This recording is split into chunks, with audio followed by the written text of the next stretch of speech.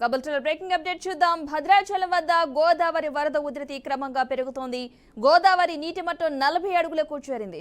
ఇవాళ సాయంత్రం మొదటి ప్రమాద హెచ్చరిక జారీ చేసే అవకాశం ఉన్నట్లుగా తెలుస్తోంది.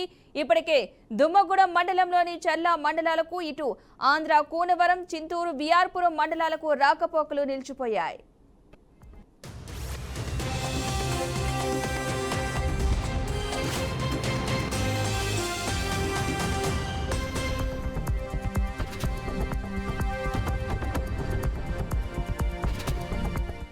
ఎగువన వరద నీరు వచ్చి చేరడంతో భద్రాచలం వద్ద గోదావరి వరద నీటి మట్టం క్రమంగా పెరుగుతోంది. చర్ల మండలంలోని తాలిపేరు ప్రాజెక్టు జలాశయానికి ఎగువ నుంచి ఛత్తీస్గఢ్, ఒరిస్సా రాష్ట్రాల నుంచి వరద నీరు వచ్చి చేరడంతో ప్రాజెక్టు 25 గేట్లు ఎత్తి 49,000 క్యూసిక్ల వరద నీరు దిగువకు విడుదల చేస్తున్నారు. ఇక దీంతో భద్రాచలం వద్ద గోదావరి స్నానఘట్టాలు, కళ్యాణకట్ట ప్రాంతాలకు వరద నీరు వచ్చి చేరింది. భద్రాచలంలో గత వారం రోజుల నుంచి ఎడుతెరలు లేకుండా వర్షాలు కురుస్తా ఉన్నాయి. ఇప్పుడు ప్రస్తుతానికి భద్రాచలం కరకట్ట దగ్గర 39 అడుగులు తో గోదావరి ప్రవహిస్తా ఉంది. భద్రాచలం పట్టణంలో ఉన్నటువంటి సుభాష్ నగర్, అట్లాగే కొత్త కాలనీ, అయ్యప్ప కాలనీ సంబంధించినటువంటి వాసుల్ని పునరావాస కేంద్రాలకు తరలించే క్రమం ఏర్పడతా ఉంది. కాబట్టి పునరావాస కేంద్రాలకు తరలించే ప్రజలంతా కూడా అప్రమత్తంగా ఉండాలని చెప్తూ పాటు అక్కడ నుంచి వాళ్ళని తరలించే పరిస్థితి కనబడతా ఉంది. ఇతరులలో స్కూల్ సంబంధించినటువంటి బిల్డింగ్లలో ప్రజల్ని గతంలో పెట్టినటువంటి పరిస్థితి కనబడతా ఉంది. వాళ్ళకి సౌకర్యాలు నిత్యావసర సౌకర్యాలు కానీ, అట్లాగే మంచినీరు కానీ, భోజన ఆహార సంబంధించిన పదార్థాలు కూడా అరకొరకగా పోయినసారి పంపిణీ చేసిన పరిస్థితి కనబడతా ఉంది. అధికారులు దీన్ని దృష్టిలో పెట్టుకొని పునరావాస కేంద్రాలకు వస్తున్నటువంటి ప్రజలందరికీ కూడా భోజనం కల్పించాలి, అట్లాగే సంబంధించిన వాళ్ళకి నిత్యావసర సరుకులు ఖచ్చితంగా ఇవ్వాలని చెప్పేసి కూడా. ప్రస్తుతం భద్రాచలంలో గోదావరి నీటి మట్టం 39 అడుగులుగా ఉంది. ఇది ఈరోజు రాత్రికి 40 అడుగులు దాటి మొదటి ప్రమాద హెచ్చరిక జారీ చేసే అవకాశం ఉంది. అంటే 43 అడుగులు చేరే అవకాశం ఉంది.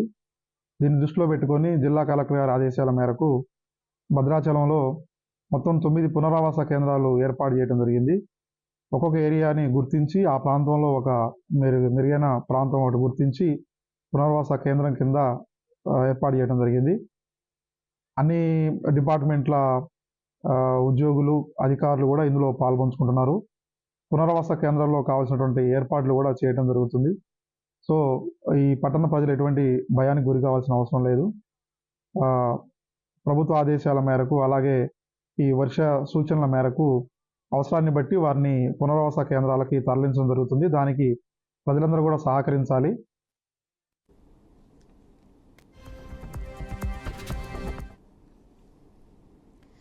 భద్రాచలం వద్ద వరద ఉధృతి పెరుగుతూ ఉంది. 40 అడుగులకు చేరుకున్నట్లుగా తెలుస్తోంది.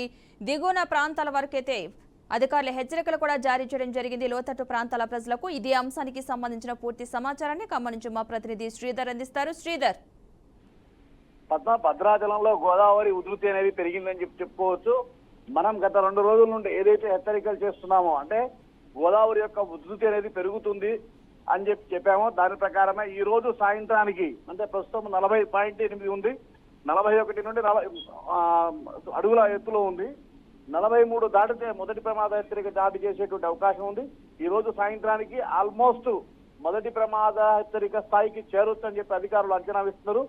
దానికి తగ్గట్టే మొత్తం రెవెన్యూ శాఖ కావచ్చు, కలెక్టర్ కావచ్చు, ఎస్పీ కావచ్చు ప్రత్యేక చర్యలు తీసుకున్నారు.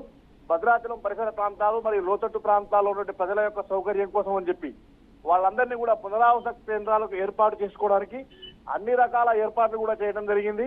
ఇప్పటికే చర్ల మరియు వాజేడు మరియు వేలూరుపాడు మండలంలో, అశ్వరావుపేటకు సంబంధించినటువంటి మండలాలు, అన్ని మండలాల్లో కూడా ఏదైతే గోదావరి పరివాహక ప్రాంతాలు ఉన్నాయో, లోతట్టు ప్రాంతాలు ఉన్నాయో, అక్కడ నుండి ప్రజలందరినీ కూడా అప్రమత్తం చేయడం జరిగింది. సురక్షిత ప్రాంతాలకు తరలించడం జరిగింది. వారికి సంబంధించినటువంటి ఎటువంటి ఇబ్బంది జరగకుండా, ఎందుకంటే ప్రాణ నష్టం అనేది ముఖ్యం. ఆస్తి నష్టం జరిగినా కానీ మనం మళ్ళీ రికవర్ చేసుకోవచ్చు, కానీ ప్రాణ నష్టం వీలు పడదు. కాబట్టి ప్రాణ నష్టాన్ని తగ్గించడానికి రెవెన్యూ అధికారులు కావచ్చు, ఇటు కలెక్టర్ కావచ్చు, అన్ని రకాల చర్యలు తీసుకున్నారు. Padma, right, thank you Sridhar.